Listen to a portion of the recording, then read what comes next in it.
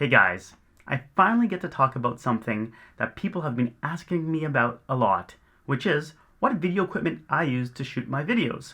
Well, I could talk about all my equipment, but I love gear, so I would talk way too much. So today I'm only going to talk about my cameras.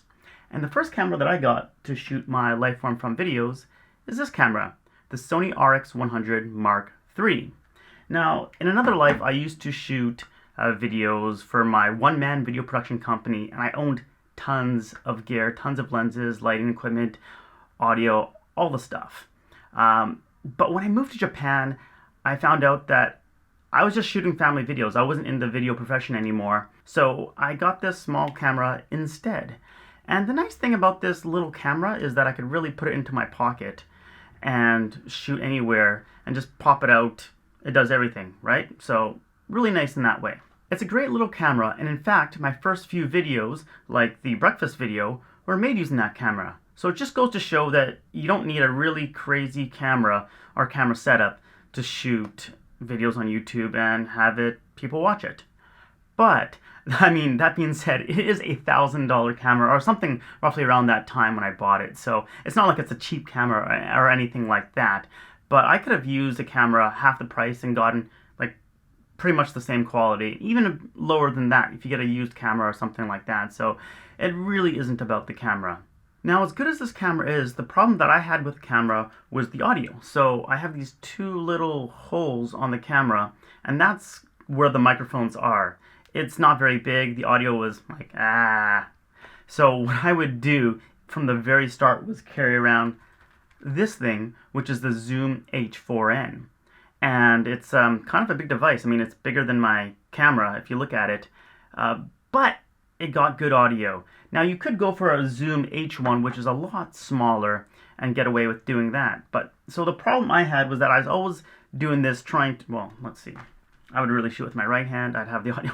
I was going like this trying to shoot, and it was just very frustrating. And once I found out that I wanted to keep on making videos past my initial batch of videos that I made, I said, okay, I want to get a camera that has both of these things, integrated. And you would think that with this camera, like some people just attach one on the top, but let me see. Does this have the batteries on even? Oh, here we go. Good. So, this is the flash, and this is a viewfinder, so I can't just attach this here. So, anyways, I did end up getting that second camera. A thing to know about video is that to have a good one, the visual is important, yes, but the audio is equally as important. So if you're just like a couple feet away, like I am from the camera right now, you could totally get away with like the audio on your built-in, like your smartphone or your point and shoot, and you'll be fine, especially if you're in a room where it's kind of quiet. But once you go outdoors and you start getting like 5 feet away or something like that, the audio is just... So the all-in-one package I went for was the Sony PXW-X70. And there are 5 reasons that I went for that. One was the audio. So this is not the top for it, but it's kind of like this. So it has a shotgun mic, and the audio you get is so much better. So you could put it on your camera, and it actually came with it, and you can get such better audio. But the other cool thing was that you could take it off the camera, and you can make it into this small little portable thing that doesn't look so professional anymore. Because once you put something like this on, people just think you're shooting pro. And sometimes you don't want to get attention brought to you. So you want to have a smaller package. So that was nice, you could break it down. Another thing was the stabilization.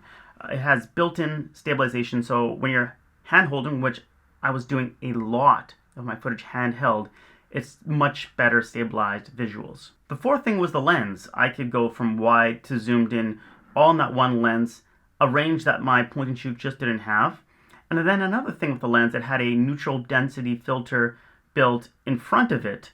So this is what a manual neutral density filter is, and you just screw it on your lens. But the camera had one built in. And what the filter does, it cuts out the light so that you can capture brighter scenes. Now what a camera usually does, like lower end ones, they'll bump up your shutter speed and things will kind of look unnatural, like maybe a bit jittery. So you can still capture bright stuff with any camera that you have when you put it into like an automatic mode and it changes the shutter speed, but the quality is just like, it looks somehow off. So I see those types of things. So it really was nice for me to have a built-in neutral density filter. The camera was just fine, but it didn't have interchangeable lenses. That means I couldn't pop off and change the lenses out, right? It was fixed on there. I couldn't remove it. So an interchangeable lens, looks like this, or like this, or like this.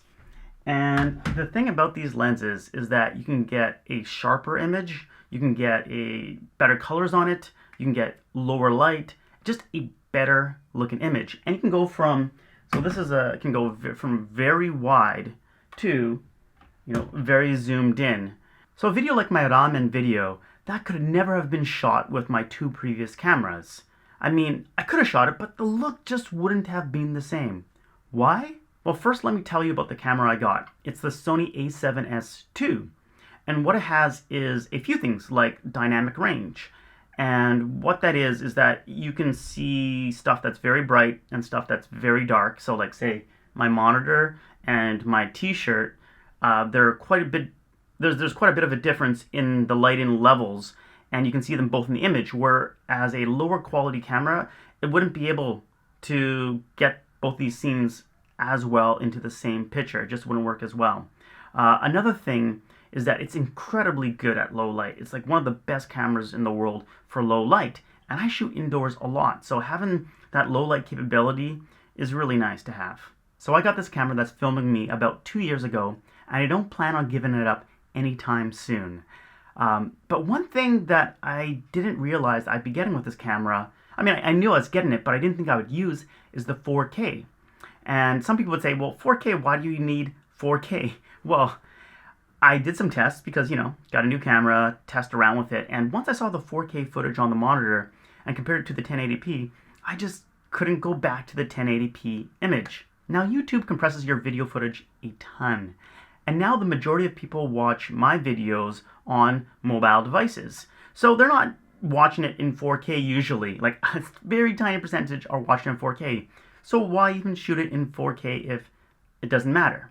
Well, I have 3 reasons for this. Once you see footage on a 4K monitor, it's really hard to go back to 1080p footage on it.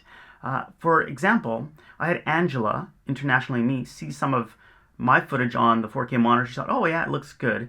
And then she saw some of her footage, which was 1080p on the same monitor. She's like, wow, does my footage really look like that? I'm like, well, yeah, on a 4K monitor, it just doesn't look as good, especially when it's put onto YouTube, which compresses the image. So, I mean, it's just a thing of mine. Like, I just can't unsee that 4K footage. So that's one thing. The second thing is that even though most people don't watch your stuff in 4K, they might watch in 1080p or 720p, and it's on like small little monitors. When you start off with original, like the source quality is 4K, the 720p version, the 1080p version, still ends up being like a sharper, better quality image. So it still does matter. And third is that if you want to future-proof your stuff, so I want my stuff to be relevant still in 5 years. Well, in 5 years, I firmly believe that the majority of people will be watching things on 4K. Like, it's going to tip over 50%. Even like the phones, they're starting to get like 4K screens in there. But I mean, TVs, you can almost only buy 4K now. That's what it's coming to be at. So I really think 4K is the standard in 5 years from now, and I want my footage to be relevant then. I mean, have you tried watching 480p or like standard definition footage now on your monitors? It looks really dated. I know I've shot tons of stuff in 480p before. Oops, I kind of got sidetracked. I think I answered it, but the reason I couldn't make the ramen video on this camera was because the low light capability wasn't there and the dynamic range. So the difference between bright and darkness, it just wouldn't have allowed me to capture the shots and scenes I did in the ramen video, and I just wouldn't have had that look to it. That being said, the breakfast video I made was with this camera here, and I mean, it's gotten 5 million views just like the ramen video. So really, camera, it doesn't matter. The story, I think, is the most important thing. I still have more cameras. So this is the GoPro Hero 5 Black. And the reason I got this was so I could shoot underwater. The reason I like this GoPro version is that it has a LCD monitor built right into the back of it. It's not some like thing you have to attach to it. And then it's waterproof even though you don't have a case on it. So that's handy. But that also means that the microphone, I think that's the microphone slot up there, it can actually capture some more realistic audio. It's pretty cruddy audio, but at least it's some audio you could use in a pinch if you want to. Now, my last camera is the one on this. So this is a Google Pixel XL, and the quality of this camera is just amazing for a smartphone. I'm really impressed with it, and I think the footage is actually better than what I get with the GoPro Hero. The smartphone I used to have was the Nexus 6, and it's a huge difference in the camera quality. Now take a look at this. This is what I shot from the plane, obviously. And wow, like, I mean, that impressed me. The thing I really like about this camera is that it's always on me. So no matter where I am, if I just want to capture something really quickly and really fast, this camera will do it in 4K for me, and I can use it interchanged with my A7S II footage. And I mean, if you're outdoors and you have good lighting, I don't know if people could really tell the difference. What I use it most for, though, is to quickly snap a photo, because the photos from here are just great. And when I'm just out and about and I see something interesting, I snap a photo, and I use photos in my videos all the time.